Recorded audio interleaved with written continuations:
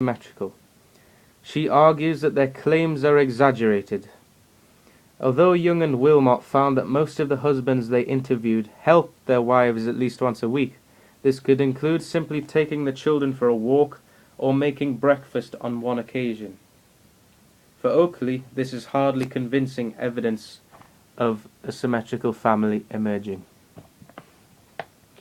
In her own research on housewives, Oakley found some evidence of husbands helping in the home, but no evidence of a trend towards symmetry.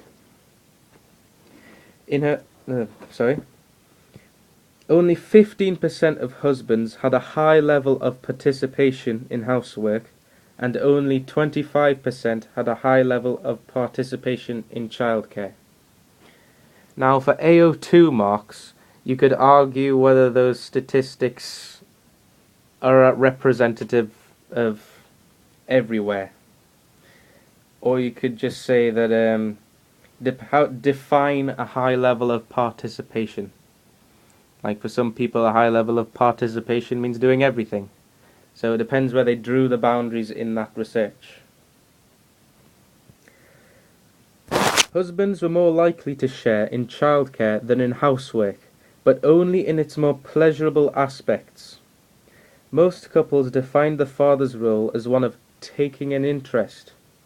A good father was one who would play with the children in the evenings and at weekends and take them off their hands on Sunday morning. However, this could mean that mothers lost the rewards of childcare, such as playing with the children, and were simply left with more time for housework. Later research supports Oakley's findings. Mary Bolton, correct me if I get the name wrong, found that fewer than 20% of husbands had a major role in childcare. She argues that Young and Wilmot exaggerate men's contribution by looking at the tasks involved in childcare rather than the responsibilities. A father might help with specific tasks, but it was almost always the mother who was responsible for the child's security and well-being. Similarly, research conducted in Manchester by Alan Ward and Kevin Hetherington shows that sex typing of domestic tasks remains strong.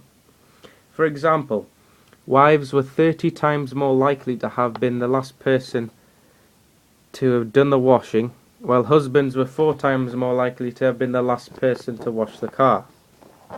In general, Ward and Hetherington found that men would only carry out routine female tasks when their partners were not around to do them.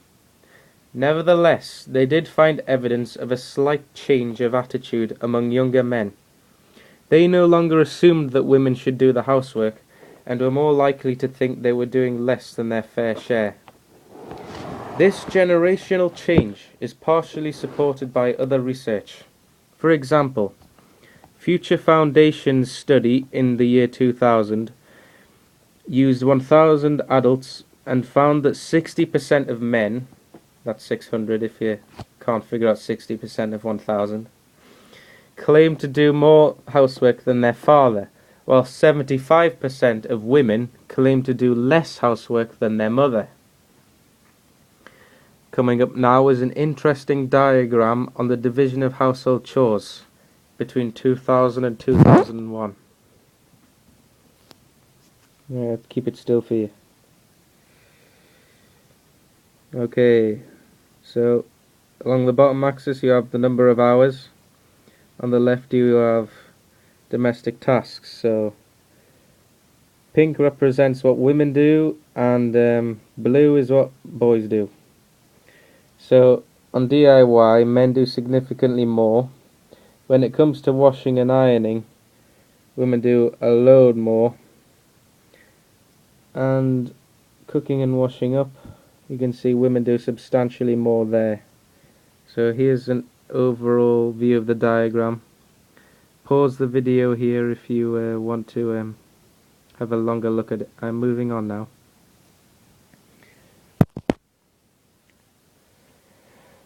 However, women still do more housework than men, and as figure 2.1 shows, there are still gender differences in the amounts of time spent on particular household chores. According to the Office for National Statistics, on average, women spend over 2.5 hours per day on housework, cooking, washing up, cleaning, and ironing, compared with men's 1 hour a day. In general, car maintenance and DIY are the only chores that men spend more time on. Men have an extra half hour's free time per day compared with women. Such a big amount of time that. What can you do in half an hour? Although some studies have found a narrowing of the gender gap in terms of time spent on housework in recent decades, overall it is clear that women still do more domestic labour than men. Right. Oakley, the rise of the housewife role.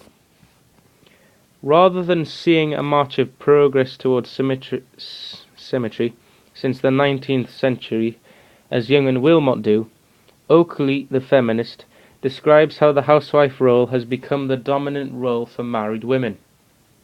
Industrialization and the rise of factory production in the 19th century led to the separation of paid work from the home. Although women had initially been part of the industrial labor force, they were gradually excluded from the workplace and confined to the home with sole responsibility for housework and childcare, while men became the sole breadwinners. This enforced women's subordination and economic dependence on men. In this way, the housewife role was socially constructed, rather than being women's natural role, as Parson explains. In Oakley's view, even though the 20th century saw an increase in the number of married women working, the housewife role is still a woman's primary role in the house. Also, women who work are concentrated in low-paid jobs that are often an extension of the housewife role, such as nursing, secretarial work, or childcare. That concludes the section on domestic labour.